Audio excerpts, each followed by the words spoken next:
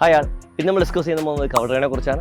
പ്രധാനമായും 4 കാര്യങ്ങളിലൂടെയായിരിക്കും നമ്മൾ കവർ ഡ്രൈവിനെ കുറിച്ച് എന്ന ഷോട്ടിനെ കുറിച്ച് നമ്മൾ ഡിസ്കസ് ചെയ്യുന്നത്. പ്രധാനമായി ആദ്യമായിട്ട് ഏത് സിറ്റുവേഷനിലാണ് ഒരു ബാറ്റ് റണ്ണെടുക്കാനായിട്ട് കവർ ഡ്രൈവ് യൂസ് ചെയ്യുന്നത്, ആ ഷോട്ട് എക്സിക്യൂട്ട് ചെയ്യുമ്പോൾ ഒരു പ്ലെയർ വരുന്ന എറേഴ്സ് എന്തൊക്കെയായിരിക്കും, അത് കറക്റ്റ് ചെയ്യാനുള്ള ഡ്രിൽസ് കാര്യങ്ങൾ എന്തൊക്കെയാണ്, അങ്ങനെയുള്ള കാര്യങ്ങളിലൂടെ ആയിരിക്കും നമ്മൾ 4 കാര്യങ്ങളിലൂടെ ആയിരിക്കും കവർ ഡ്രൈവ് എന്ന ഷോട്ടിനെ കുറിച്ച് നമ്മൾ ഡിസ്കസ് ചെയ്യുന്നത്. അതുകൊണ്ട് വീഡിയോ മുഴുവനായും കാണുക, കവർ ഡ്രൈവ് ഷോട്ടിനെ കുറിച്ച് മനസ്സിലാക്കുക. കവർ ഡ്രൈവ് ഏത് സിറ്റുവേഷനിലാണ് ഒരു ബാറ്റ് കളിക്കുന്നത് നോക്കാം.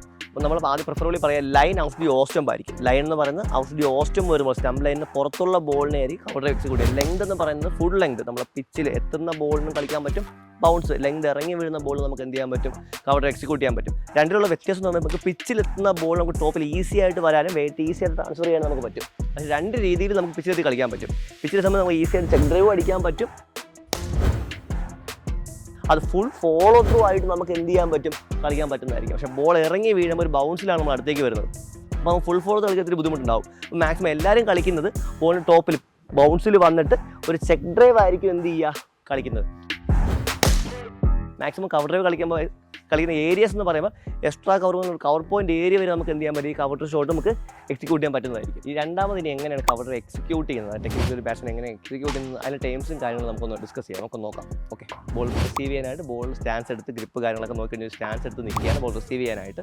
After the release, after the point of release pick ചെയ്യാണ് ball out the off stump. Length out the ഓസ്റ്റംപിൽ ഒരു ഫുൾ ലെങ്തിലേക്കാണ് വരുന്നത്. അത് ബോൾ ടോപ്പിൽ ഒന്ന് കൺവേർട്ട് ചെയ്ത് ബോൾ ഗ്രൗണ്ട് ഷോട്ട് കളിക്കാൻ പറ്റുന്ന പിക്ക് ചെയ്യുകയാണ്.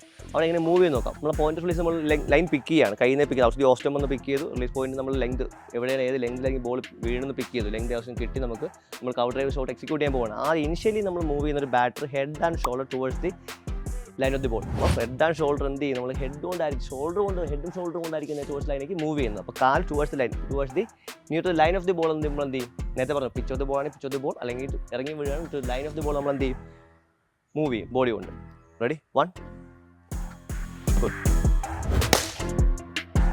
നമ്മൾ പറഞ്ഞു ഇപ്പോൾ towards line of the ball നമ്മൾ മൂവ് ചെയ്യുന്നതിനെ കുറിച്ച് പറഞ്ഞു. ഈ മൂവ് ചെയ്യുന്ന സമയത്ത് അവരുടെ കൂടെ തന്നെ നമ്മൾ എന്ത് ചെയ്യണം, ഒരു ബാറ്റ് ലിഫ്റ്റ് എടുക്കണം. ഒരു വെർട്ടിക്കൽ ഡൗൺസിങ് ഒരു വെർട്ടിക്കൽ ബാറ്റ് ലിഫ്റ്റ് നമ്മൾ എടുക്കുന്നുണ്ടാവും. അത് കൺസിക്യൂട്ട് നമ്മൾ ഈ ഫ്രണ്ട് ഫുഡ് മൂവ് ചെയ്യുന്നതിൻ്റെ കൂടെ തന്നെ എന്ത് ചെയ്യണം, ഷോൾഡർ ഡിപ്പ് ചെയ്ത് ബാറ്റ് ലിഫ്റ്റ് നമ്മൾ എന്ത് ചെയ്യണം, എടുക്കണം. റെഡി, 1 ബോൾ ടോപ്പിൽ ഷോൾഡർ ഡിപ്പ് ചെയ്തു, സൈഡ് പൊസിഷൻ തന്നെ മെയിൻറ്റെയിൻ ചെയ്തു, ഒരു ബാറ്റ് ലിഫ്റ്റ് എടുത്തു. ഇനി മൂന്നാമതായിട്ട് നമ്മൾ നോക്കുന്നത് ഇതിൻ്റെ ഡൗൺസിങ് ഞാൻ കുറേ ഇപ്പോൾ നമ്മൾ പറഞ്ഞു ഫ്രണ്ടിലേക്ക് മൂവ് ചെയ്യുന്നത്, ഹെഡ് ഷോൾഡർ വെച്ച് ഫ്രണ്ടിലേക്ക് മൂവ് ചെയ്തു, ഒരു ബാറ്റ് ലിഫ്റ്റ് എടുത്തു. റെഡി, 1 2. ഈ 2ലേക്ക് പറഞ്ഞു എങ്ങനെ ഡൗൺസിങ് വരണം. Downswing always try to keep it close to the body. Bat away പോവാതെ ക്ലോസ് ആയിട്ട് തന്നെ ബാറ്റ് വരണം. ബാറ്റ് ക്ലോസ് ആയിട്ട് തന്നെ വരുന്നു. Contact right under the eyes of the right under the batter.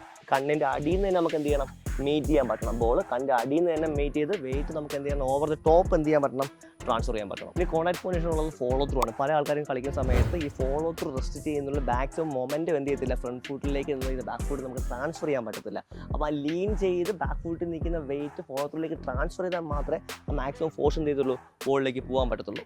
Ready, 1 2.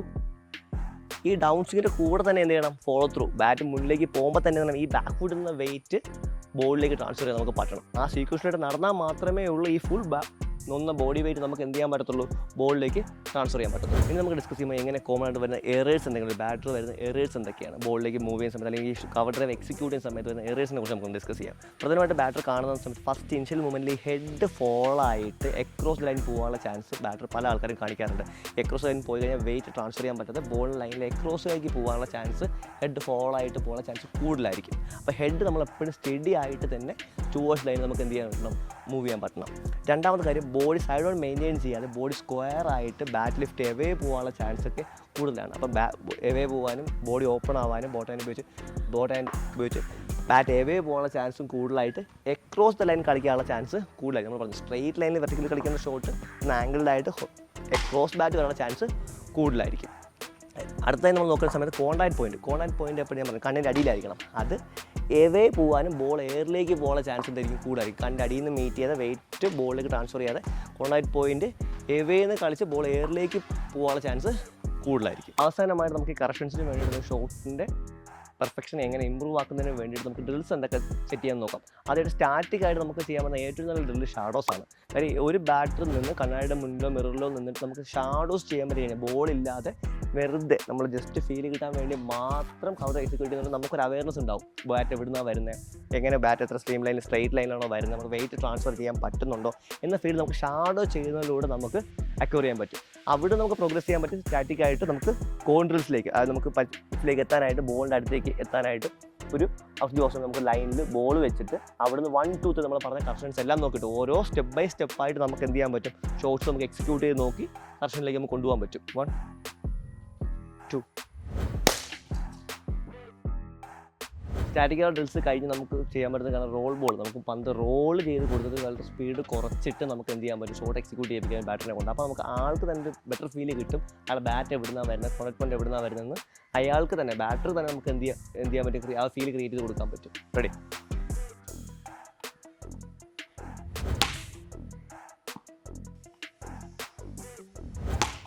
Nice. Role ball drill കഴിഞ്ഞ് നമുക്ക് ചെയ്യാൻ പറ്റുന്ന പാർട്ടറായിട്ട് നമുക്ക് എന്ത് ചെയ്യാം, പർട്ടിക്കുലർ ലെങ്തിൽ നമ്മൾ ഇട്ട് കൊടുത്തിട്ട് നമുക്ക് എന്ത് ചെയ്യാൻ പറ്റും, ഷോട്ട്സ് കളി അധികം കോംപ്ലിക്കേറ്റ് ചെയ്യാതെ ലെങ്ത് മുന്നിൽ തന്നെ വെച്ച് കൊടുത്തിട്ട്, അല്ലെങ്കിൽ ലെങ്ത് മുന്നിലേക്ക് നിറഞ്ഞു കൊടുത്തിട്ട് ഫീഡ് ചെയ്ത് കൊടുത്തിട്ട് എന്ത് ചെയ്യാൻ പറ്റും, ബാറ്റർ കൊണ്ട് ആ പർട്ടിക്കുലർ ലൈനിൽ നമുക്ക് എന്ത് ചെയ്യാൻ പറ്റും, കവർ കളിപ്പിക്കാൻ പറ്റും. ബെറ്റർ. ഇന്ന് നമ്മൾ നിങ്ങൾ ഡിസ്കസ് ചെയ്തത് കവർ എന്ന ഷോട്ടിനെ കുറിച്ചാണ്. ടെക്നിക്കലി എങ്ങനെ കവർ എക്സിക്യൂട്ട് ചെയ്യണം, അതിലൊന്ന് എറേഴ്സ് എങ്ങനെ കറക്റ്റ് ചെയ്യണം, ഫീൽസിനെ കുറിച്ച് നമ്മൾ ഡിസ്കസ് ചെയ്തു. ഇതുപോലെ തന്നെ നിങ്ങൾ അറിഞ്ഞിരിക്കേണ്ട ഷോട്ടാണ് സേഫ് ഷോട്ട്. അതിനായി മുകളിലത്തെ വീഡിയോ നിങ്ങൾ കാണാൻ മറക്കരുത്, കാണുക.